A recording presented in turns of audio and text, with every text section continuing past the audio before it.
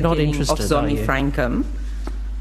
And you have not even called for an independent investigations. And don't shake your head disparaging at me. I repeat, Minister, what is stopping you from doing anything real to hold Israel to account? Is it the pressure from the US? Is it the pressure from the pro-Israeli lobby? Is it because your government doesn't think brown lives are valuable? If those are the cases, just be honest with the Australian people. Tell them why you won't take meaningful steps to hold Israel to account when it is committing absolute savagery, Minister. Absolute savagery. Why won't you hold Israel account? You don't have to wait for the rest of the world. You can be the leaders. You can be the leaders to hold Israel to account for the slaughter of tens of thousands of Palestinians, for the killing of Zomie Frankum, and as you say, deadliest year for aid workers. More than 300 have been killed by Israel. Why won't you do that?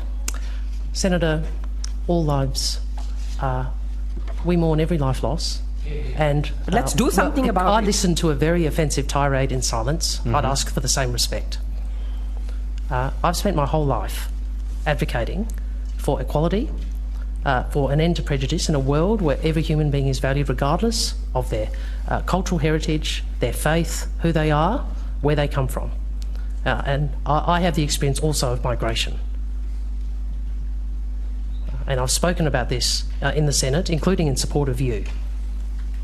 I regard the assertion that you made as deeply offensive and false, and it is an example of the way in which you are seeking to make really awful assertions in an attempt to make a political point.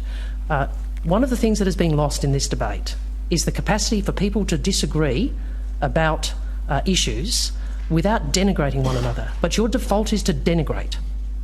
And I, for one, find it. Minister, you know what? Senator Faruqi, you do not much. Your time has expired. I'm going to move.